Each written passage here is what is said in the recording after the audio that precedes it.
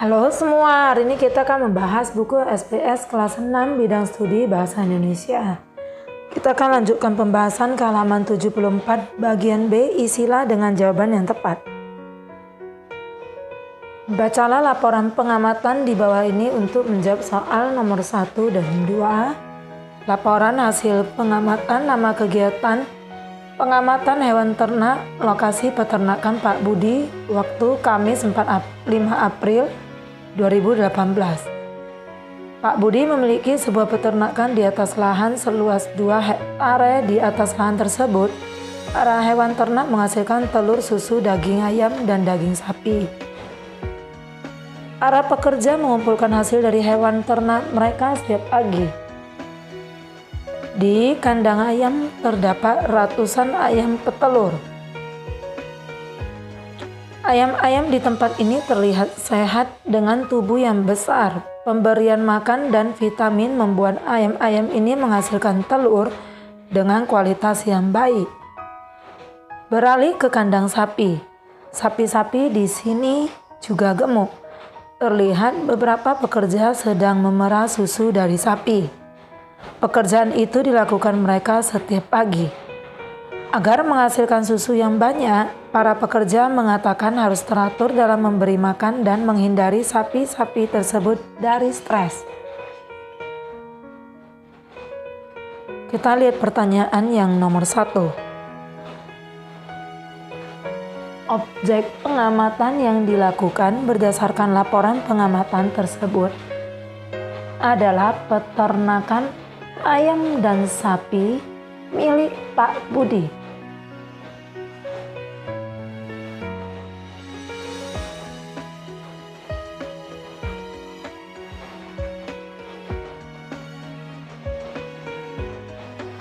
Kemudian nomor 2, agar sapi menghasilkan susu yang banyak, para pekerja harus sudah ada jawabannya di atas, yaitu teratur dalam memberi makan dan menghindari sapi-sapi tersebut dari stres.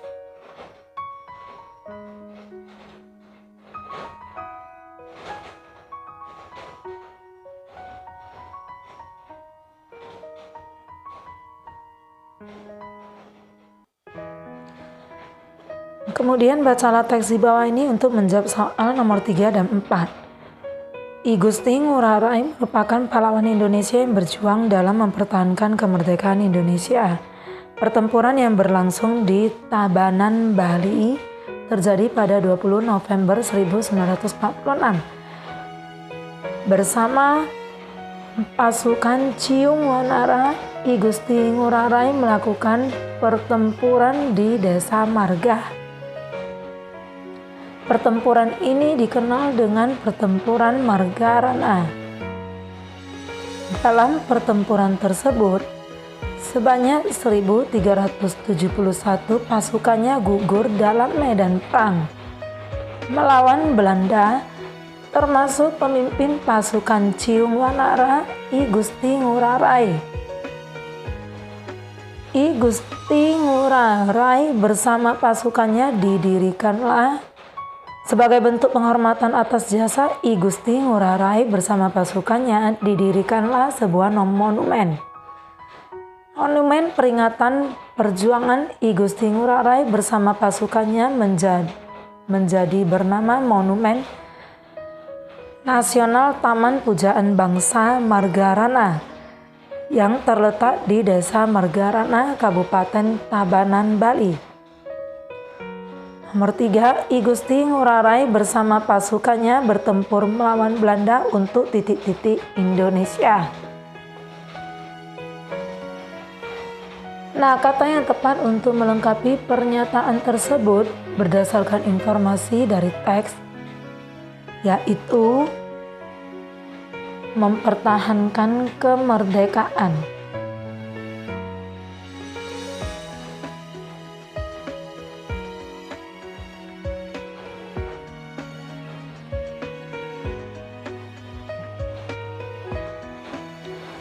Nomor 4, Monumen Nasional Taman Pujaan Bangsa Margarana didirikan untuk mengenang perjuangan I Gusti Ngurah Rai bersama pasukannya. Nah, kalimat tanya yang tepat untuk pernyataan tersebut adalah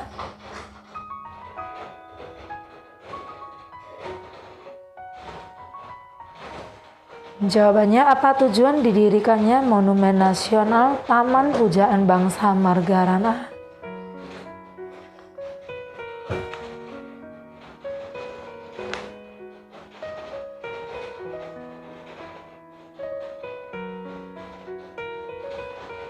Kemudian bacalah teks di bawah ini untuk menjawab soal nomor 5 dan 6. Tidak dapat dipungkiri, listrik merupakan kebutuhan yang sangat penting bagi kehidupan manusia saat ini.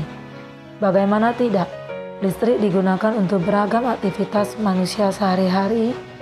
Contohnya adalah peralatan di rumah yang banyak membutuhkan listrik untuk dapat digunakan. Lalu bagaimana sejarah penemuan listrik itu pertama kali?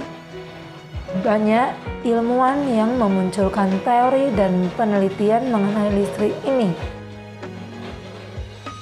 Nama seperti Ampere, Coulomb, Priestley, dan Faraday adalah orang-orang di balik sejarah penemuan listrik. Nama terakhir yang disebut adalah ilmuwan yang berkontribusi paling besar dalam kelistrikan dan elektromagnetik, Michael Faraday nama lengkapnya. Dijuluki sebagai Bapak Listrik, Faraday melakukan beberapa eksperimen kelistrikan. Ia menciptakan alat kelistrikan yang dapat memutar kawat secara terus-menerus dari sebuah baterai. Penemuan inilah yang menjadi dasar teknologi elektromagnetik saat ini dan motor listrik pertama yang menggunakan listrik sebagai penggeraknya. Puncak penemuan Faraday saat ia melakukan eksperimen dengan melilitkan dua kumparan kawat yang terpisah dan ia menemukan induksi timbal balik. Magnet dilewati potongan kawat, maka aliran listrik masuk ke kawat yang kemudian magnetnya berjalan. Seperti itulah cerita singkat sejarah panjang penemuan listrik di dunia. Percobaan-percobaan lain dilakukan untuk menyempurnakan sekaligus mengembangkan penemuan ini. Hingga sekarang kita dapat menggunakan listrik yang sangat membantu dalam kehidupan sehari-hari. Nomor 5. Topik yang dibicarakan pada teks tersebut adalah sejarah penemuan listrik di dunia.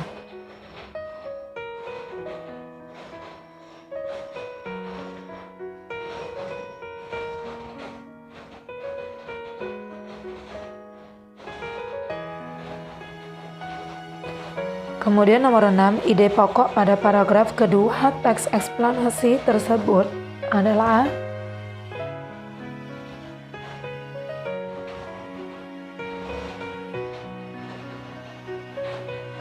Michael Faraday ialah ilmuwan yang paling besar kontribusinya dalam kelistrikan.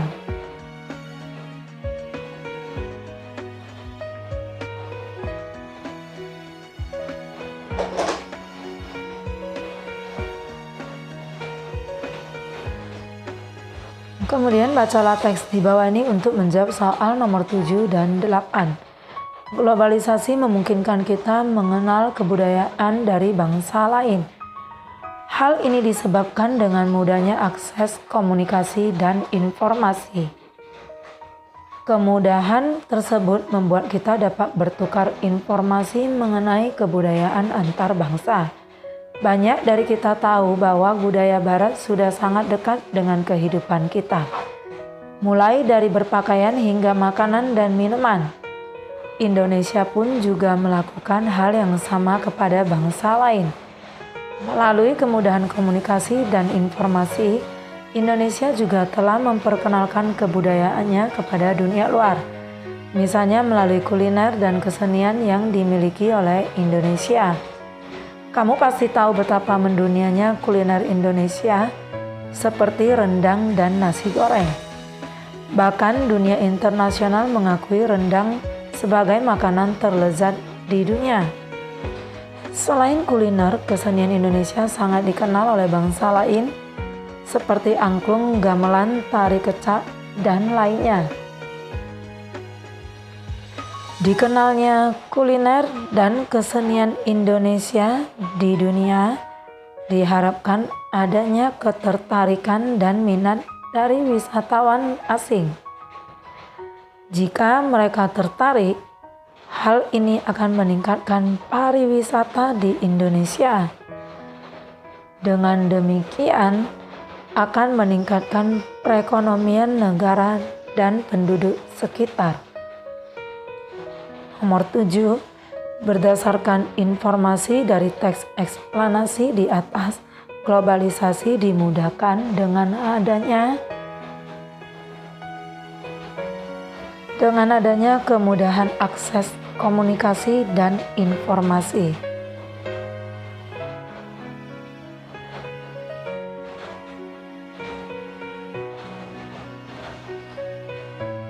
Nomor 8, paragraf kedua merupakan bagian titik-titik pada teks eksplanasi. Bagian paragraf yang kedua yang bagian bawah merupakan kesimpulan.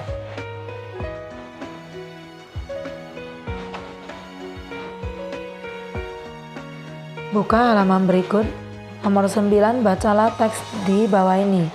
Pak Adi akan mendirikan sebuah usaha. Usaha yang akan dirintis oleh Pak Adi adalah toko pakaian. Ia akan membangunnya di sebuah ruko yang akan ia sewa selama beberapa tahun. Untuk keperluan modal membangun usahanya, ia perlu melakukan pinjaman kredit di bank. Dalam persyaratan kredit, Pak Adi harus melampirkan beberapa berkas dan informasi yang diperlukan oleh bank. Salah satunya adalah nomor pokok wajib pajak atau NPWP. NPWP wajib dimiliki oleh pekerja yang memiliki penghasilan dan pengusaha. Pak Adi belum memiliki NPWP. Ia pun harus pergi ke titik-titik untuk mengisi formulir pengajuan NPWP. Nah, jawaban yang tepat untuk melengkapi kalimat rumpang pada teks di atas adalah Kantor Pelayanan Pajak atau KPP.